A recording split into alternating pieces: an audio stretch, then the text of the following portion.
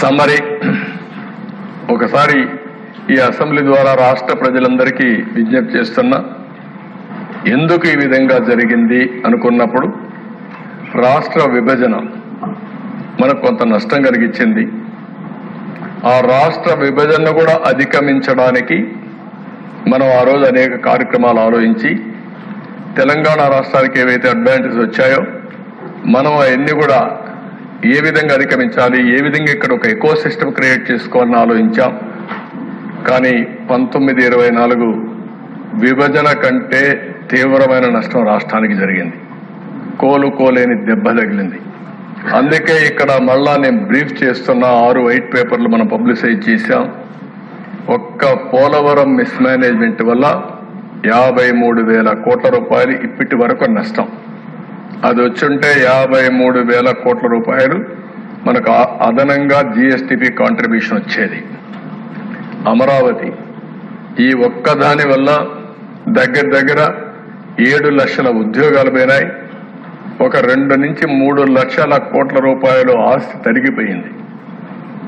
ఎప్పుడు కూడా ఒక విషయం మనం గుర్తుపెట్టుకోవాలి, ఆర్థిక వ్యవస్థ అంటే ఒక వ్యక్తి ఉత్పత్తి చేయాలి, ఒక వ్యక్తి వినియోగం చేయాలి.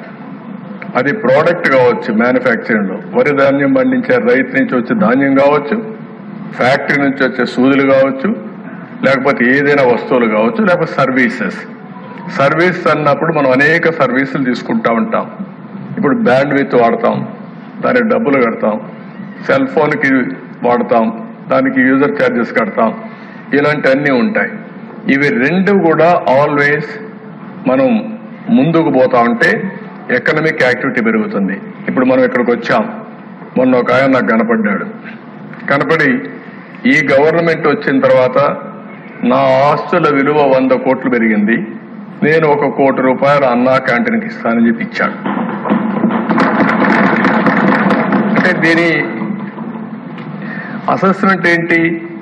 100 కోట్లు పెరిగింది కాబట్టి ఉదారంగా 1 కోటి రూపాయలు అన్నా క్యాంటీన్కి దానం చేయడానికి ముందుకొచ్చాడు. అది ఆర్థిక వ్యవస్థ. ఆ 100 కోట్లు పెరగలేదనుకోండి, తరిగిందనుకోండి 50 కోట్లు, ఈ 1 కోటి ఇచ్చే పరిస్థితిలో ఉండడు. పిల్లల చదువుకు కానీ, హాస్పిటల్ ఎక్స్పెండిచర్ కానీ, దేనికైనా సరే సంపద ఉంటే, భూమి విలువ కూడా ఉంటే, ఒక 1/2 ఎకరా అమ్ముకుంటే వెసులుబాటు వచ్చే పరిస్థితి వస్తుంది. అలాంటివన్నీ దెబ్బతిన్నాం. ఇంకొక పక్క ఒక్క పవర్ డిపార్ట్మెంట్లో 32,000 కోట్ల రూపాయలు కరెంటు ఛార్జీలు పెంచారు.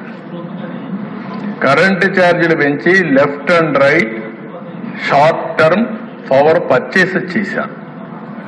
ఇంకొక పక్కన మీరు చూస్తే ఎవరైతే పీపీపీలు చేశాం సోలార్ ఎనర్జీ పార్ట్నర్స్ దగ్గర, వాళ్ళ దగ్గర కొనకుండా అవన్నీ క్లోజ్ చేసి షార్ట్ టర్మ్ పర్చేస్ చేశారు. వాళ్ళు కోర్టు పోయారు. కోర్టు నుంచి డైరెక్షన్ ఇచ్చి ఆ 9,000 కోట్లు కట్టాల్సిందే అని డైరెక్షన్ ఇస్తే 9,000 కట్టాం. 9,000 కట్టాం.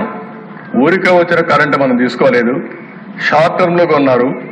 7 రూపాయలు 8 రూపాయలు పెట్టి కరెంటు కొన్నారు, 10 రూపాయలు పెట్టి కరెంటు కొన్నారు. అలాంటి మిస్మేనేజ్మెంట్లు పెద్ద ఎత్తున జరిగాయి. అంటే ఒక పక్కన విక్టిమైజేషన్కి వెళ్ళారు, అసమర్థ ఆలోచించారు, ఆలోచన లేకుండా ఆలోచించారు. కడాన ఈరోజు 1,29,000 కోట్ల రూపాయలు ఒక్క పవర్ సెక్టర్ లో ఎలక్ట్రిసిటీ డిపార్ట్మెంట్